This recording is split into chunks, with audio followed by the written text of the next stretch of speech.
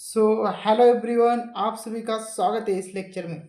इस लेक्चर में अब हम देखने वाले हैं। मैंने नेक्स्ट मतलब कि आपको पिछली वाली में जो हमारी बैक वीडियो थी उसमें बताया था कि इंग्लिश का जो भी होगा, मतलब कि जैसे कि फर्स्ट सेक्शन में हमारा माइंड मैप हो गया, सेकंड में सेक्शन में एप्रिसिएशन ऑफ पोएम हो गया, थर्ड जो हमारा राइटिंग स्किल का जो सेक्शन है वो भी कवर करवा दूंगा। उसके साथ जो सेक्शन 4 है नोवेल का, वो भी मैं आपसे कवर करके लेने वाला हूँ। तो अब हमारा फर्स्ट लेक्चर जो होने वाला है उसी के बेस पर हम कुछ चर्चा करने वाले हैं। जैसे कि माइंड मैप पर हम चर्चा करेंगे एक्चुअल में माइंड मैप होता कैसा है और उसे कैसे लिखना चाहिए, उसका क्वेश्चन किस टाइप से आता है। तो मैं आपको सभी तरह के वो पर एक्सप्लेन आपको देने वाला हूँ। ओके। उसी के साथ साथ मैं आपको मतलब कि पेपर पैटर्न भी समझाया हुआ है कि पेपर पैटर्न किस तरह से। अगर आपने अभी तक वो वीडियो नहीं देखी हो तो ज़रूरी है कि आप पहले वो वीडियो देख कर आए।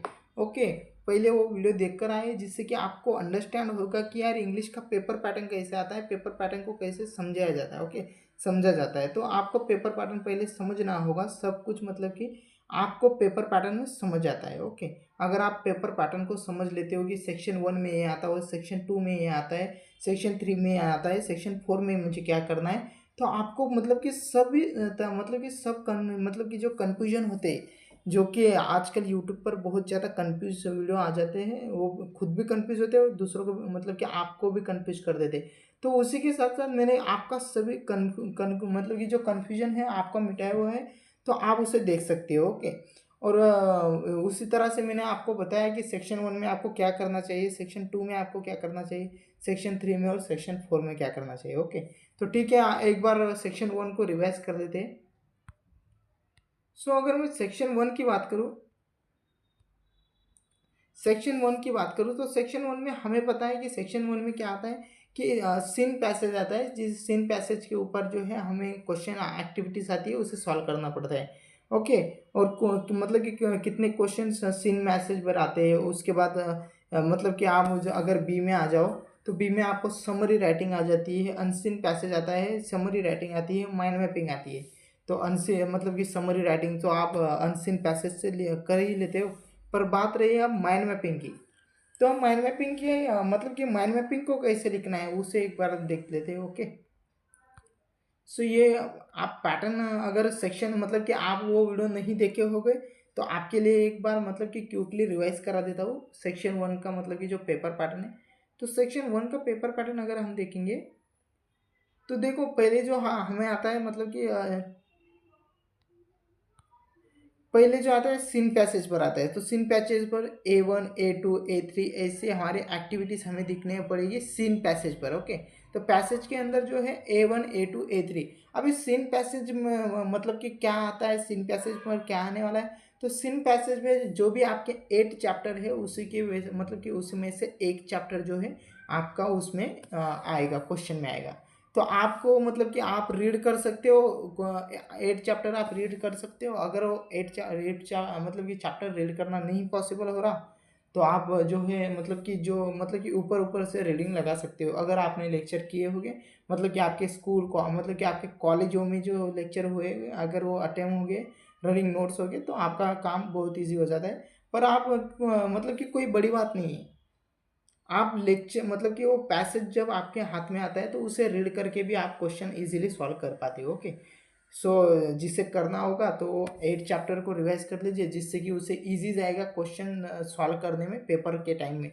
क्योंकि यार मैं बता दूं कि जो भी पीसीएम भी हो, इंग्लिश या मराठी हो, इन सभी में से पेपर जो हमें कठिन जाता है वो इंग्लिश को होता है। अब आप कहोगे यार इंग्लिश कैसे, तो इंग्लिश में जो है हमें टाइम कम मतलब कि टाइम ही फूटता नहीं है, टाइम ही बहुत ज़्यादा लग जाता है। और बहुत बच्चे क्या करते हैं मतलब कि बहुत ज़्यादा स्टूडेंट यही गलती करते हैं, वो पैसेज में ही आंसर ढूंढना मतलब कि ढूंढते ही रह जाते हैं। तो थोड़ा सा माइंड मतलब कि थोड़ा सा माइंड लगाइए कि A1 A2 A3 एक्टिविटी आप जल्दी से सॉल्व कर पाएंगे। और सेक्शन 1 जितना जल्दी आप सॉल्व कर लो उतना ही जल्दी आपको फ़ायदा होगा, क्योंकि आगे राइटिंग स्किल आपकी पड़ी हुई है जहाँ पर आपके पक्के मार्क्स, हाथ के मार्क्स से जो कि आप घर से रट्टा मार के जाने वाले हो। और उसके बाद नोवेल नोवेल भी आपके हाथ के मार्क्स है। ओके।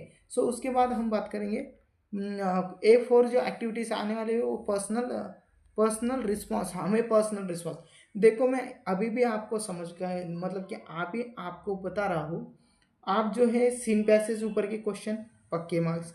उसके बाद पर्सनल रिस्पॉन्स तो कभी नहीं छोड़ना है, इतनी डेंजर आप रिस्पॉन्स दे सकते हो, मतलब कि हाई लेवल के रिस्पॉन्स होते हैं आपके। तो पर्सनल रिस्पॉन्स आपकी क्या मंजूरी होती है, जो आपको क्वेश्चन दिया जाएगा उससे रिलेटेड आपको रिस्पॉन्स अपना लिखना है। तो अच्छे से रिस्पॉन्स मिलना है, मतलब पॉजिटिव हो या नेगेटिव हो कोई फर्क नहीं पड़ता, पर आपको लिखना है। ओके, मुझे पॉजिटिव रिस्पॉन्स हो या नेगेटिव रिस्पॉन्स हो इससे कोई फर्क नहीं होता। अगर कहीं पर किसी पॉइंट पर नेगेटिव थॉट्स देने तो अच्छा है, नेगेटिव दो। ऐसा नहीं कि हम पॉजिटिव थॉट ही देंगे तो हमें मार्कर, मतलब कि जो एग्जामिनर चेक करने वाला है वो हमें खुश होकर मार्क्स दे देगा, ऐसा नहीं है। नेगेटिव थॉट भी आप दे सकते हो। ओके, उसके बाद देखेंगे ग्रामर का सेक्शन। ग्रामर का सेक्शन उसमें आता है active voice, passive voice, tenses. उसके बाद आपकी फिगर ऑफ स्पीच, अगर हमारा हो तो हम फिगर ऑफ स्पीच भी रिवाइज कर लेंगे। ओके, फिगर ऑफ स्पीच जो समानार्थी विरुद्धार्थी शब्द है, सिनोनिम्स, एनाटोम्स, ये सब मैं आपको प्रोवाइड, मतलब अगर आप कमेंट करते हो तो ये इसका भी, इसके ऊपर भी लेक्चर ला लेता हूँ, फिगर ऑफ स्पीच। ओके, तो उसके बाद मतलब कि क्वेश्चन 2 में हम देखेंगे अनसीन पैसेज हमें आता है। तो अनसीन पैसेज के ऊपर 1 2 3 ऐसे तीन एक्टिविटीज आपको करना है, मतलब कि 3 क्वेश्चन करना है। उसके बाद A4 जो होगा वो है पर्सनल रिस्पॉन्स। तो ये पर्सनल रिस्पॉन्स हो गया। ओके, इसके बाद ये पर्सनल रिस्पॉन्स आपको छोड़ना नहीं है, पर्सनल रिस्पॉन्स करके आना है पेपर में। ओके ओके, उसके बाद यहाँ पर भी ग्रामर आएगा थोड़ा सा। उसके बाद एक 6 क्वेश्चन आएगा आपका। ओके, वही समानार्थी और विरुद्धार्थी, बस सिनोनिम्स और एनोनिम, वही फॉलोइंग। पर आपको यहाँ पर एक एडिशनल पॉइंट दिखेगा आपको, जो है बी पॉइंट में आपको आएगा समरी राइटिंग। ओके, वो समरी राइटिंग और माइंड मैपिंग। तो समरी राइटिंग और माइंड मैपिंग यहाँ पर ही हमारा जो लेक्चर, मतलब कि यहाँ पर ही हमारा लेक्चर स्टार्ट होता है। तो अनसीन पैसेज मतलब 21 से 21 की जो लाइन है आपको लिखनी है। ओके, वो 21 से लेकर 22, या आप ज़्यादा से ज़्यादा लाइन भर सकते हो तो अच्छा है, क्योंकि आपको अनसीन पैसेज में से ही लेना है। अनसीन पैसेज की जो लाइन ज़्यादा से ज़्यादा रिपीट है उसमें से एक लाइन को हेडिंग बना लेना है और उसमें से ही लिखना है, तो कोई बड़ी बात नहीं। उसके बाद देखेंगे माइंड मैपिंग क्या है। माइंड मैपिंग समझते हैं, आ जाओ चलो, ठीक है।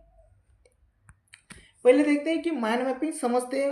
ओके, बस माइंड मैपिंग का क्वेश्चन एक्चुअल में आता कैसा है। ओके, तो माइंड मैपिंग का क्वेश्चन देखिए, मैं इसे इसकी साइज कम कर देता हूँ। ओके, माइंड मैपिंग की अगर आप क्वेश्चन करोगे तो क्वेश्चन इस तरह से आता है।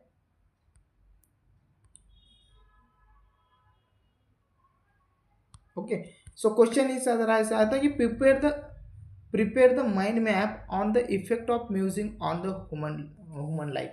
कि जो है मतलब कि ऐसे इन्वर्टेड कॉमा फॉर्म में जो इफेक्ट, मतलब कि जो दिया जाएगा वही आपका टॉपिक होगा। ओके, तो prepare the mind map on the effect of music on a human life, कि ह्यूमन लाइफ के ऊपर म्यूजिक के क्या इफेक्ट होते हैं। Okay, using your ideas, thoughts, concept to illustrate. Okay, तो क्या कर रहे हैं, आपके आइडियाज या आपके थॉट्स आप उसके ऊपर बना सकते हो और एक माइंड मैप बना सकते हो। तो माइंड मैप किस तरह से बनाना चाहिए मैं आपको बताता हूँ। सो देखिए, अब ये मतलब जो आंसर 2024 में जो क्वेश्चन पूछा गया था उसका ये आंसर नहीं है, उसका आंसर अलग आता है, क्योंकि उसको उसमें क्या पूछा गया था, effect of music on the human life, पर ये यहाँ पर इफेक्ट ऑफ म्यूजिक है। तो आपको एनी, मतलब कि कोई भी हो, इफेक्ट ऑफ म्यूजिक हो या कोई किसी तरह भी पॉइंट हो, स्पोर्ट का पॉइंट आ जाता है, कोई भी पॉइंट आता है, तो पॉइंट को क्या करना है, सेंटर में डालना है। ओके, समझ रहे हो ना, पॉइंट को क्या करना है, आपको सेंटर में डालना है। हम भी इसे प्रिपेयर करते हैं एक अच्छी तरह से। पॉइंट को आपको, मतलब कि जो भी पॉइंट्स आपको दिया है उसे सेंटर में डालना है, प्रॉपरली आप उसको डिजाइन करना है। ओके, उसके बाद उसे उसके रिलेटेड चार चार पॉइंट आपको डालना है। ओके, उसके रिलेटेड 4 पॉइंट आपको डालने होंगे। देखो, उसके रिलेटेड 4 पॉइंट आपने अच्छी तरह से डाल दिए। ओके,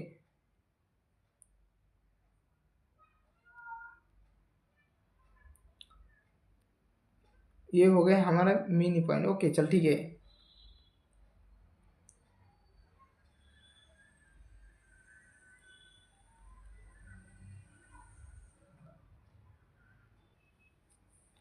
सो अगर आप देखोगे यहाँ पर कि मैंने क्या किया, एक जो भी टॉपिक्स मुझे, मतलब कि जो भी टॉपिक मुझे दिया गया था उसे सेंटर में लिख लिया, और उसके रिलेटेड 4 से 5 पॉइंट जो है मैंने मेजरली मतलब कि लिख लिया है। ओके, ये ऐसे 4 पॉइंट मैंने यहाँ पर 5 पॉइंट मैंने लिखा है, पर अगर आप 4 पॉइंट भी लिखते हो तो सफिशियंट है। ओके, एग्जामिनर के पॉइंट ऑफ व्यू से 4 पॉइंट भी सफिशियंट है। अगर आप 5 लिखते हो तो बहुत अच्छा, आपके मार्क्स अच्छे आएंगे। ओके, उसके बाद देखेंगे जो भी आपने पॉइंट, सब पॉइंट डाला है, सब पॉइंट को फिर आपको लिखना है कि क्या है।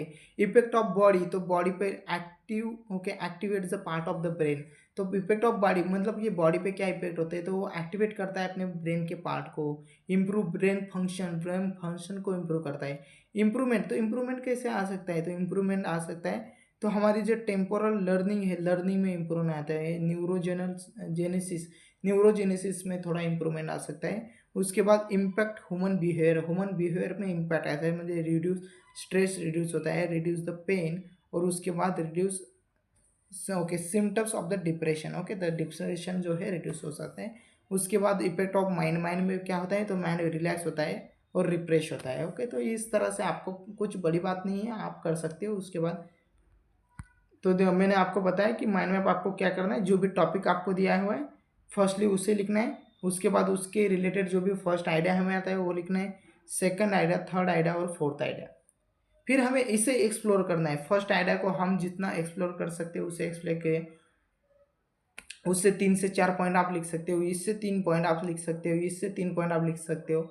ओके, और इससे 3 पॉइंट आप लिख सकते हो। तो ऐसे आपको करना है। फर्स्टली आपको जो भी टॉपिक है उससे रिलेटेड, उसके रिलेटेड 4 आइडियाज़, और 4 आइडियाज़ को भी 3-3 भागों में आपको डिवाइड करना है। तो इसी तरह से आपका माइंड मैप होना चाहिए। तो जिससे क्या होगा, आप अपनी क्रिएटिविटी दिखा सकते हो। आप क्या कर सकते हो, अलग अलग तरीके से। अब देखो यहाँ पर हमने क्या बनाया, यहाँ पर हमने बनाया कि यहाँ पर सर्कल बना के हमने लिखा, यहाँ पर हमने स्क्वायर बना के लिखा। ओके, यहाँ पर हमने स्क्वायर बना के लिखा, यहाँ पर हमने मतलब कि सर्कल बना के लिखा।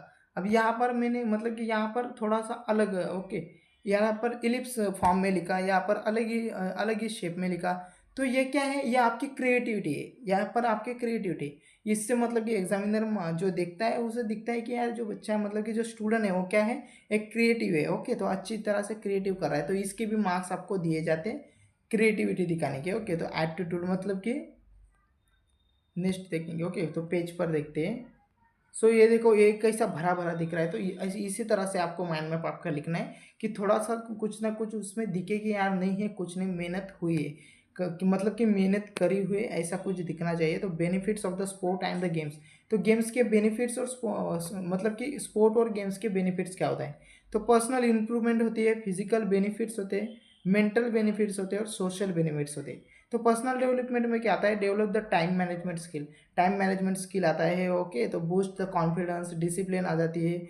उसके बाद क्या है, स्पॉन्टरशिप। ओके, तो उसके बाद सोशल बेनिफिट्स, इक्वेलिटी क्या है, taking responsibility, cooperation skill, develop the team work skill. तो ऐसे पॉइंट्स आप मेंटल बेनिफिट्स में दे सकते हो। Reduce stress, feel the relax. Okay, उसके बाद boost the self esteem, mental share, okay, mental sharpness, can handle the pressure. तो इसी तरह से पॉइंट आपको एक्सप्लेन करने हैं। ओके, तो कुछ हैवी बात नहीं है। ओके, सो सेक्शन 1 जो है हमारा यहाँ पर ख़त्म हो चुका है, और मुझे लगता है कि आपको भी मतलब कि आपको भी समझ में आ चुका होगा कि क्या है।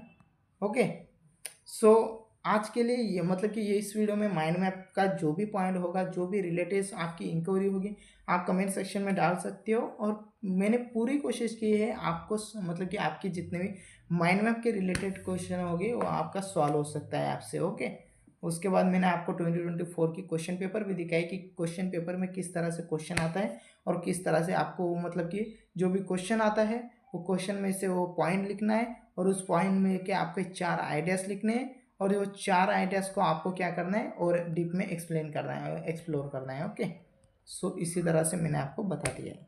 Okay, so thank you so much, और मिलते हैं अगली वीडियो में। अगली वीडियो में जो होगा हमारा एप्रिसिएशन ऑफ पोएम हम कर लेंगे। एप्रिसिएशन ऑफ पोएम मतलब कि सभी पोएम की एप्रिसिएशन आपसे करवा देता हूँ, और क्या करना है, बहुत कम, मैं आपको बहुत बड़ा बड़ा रटवाने नहीं वाला हूँ, आपसे बहुत कम पॉइंट में हो जाएगा, मार्क्स भी मिलेंगे। और मतलब कि मेहनत तो करनी पड़ेगी, मेहनत तो करनी पड़ेगी। ऐसा नहीं है कि गोली है कि गोली खाली और हो जाएगा, ऐसा नहीं, मैं आपको प्रोवाइड करूँगा, पर आपको मेहनत करनी पड़ेगी। ओके, सो अब आपने माइंड मैप समझ लिया, माइंड मैप की प्रैक्टिस कीजिए, क्वेश्चन पेपर कहाँ से तरीके मतलब कि गूगल पे से क्रोम पे से लीजिए और उसकी प्रैक्टिस करना शुरू कर दीजिए। ओके, तो so thank you so much.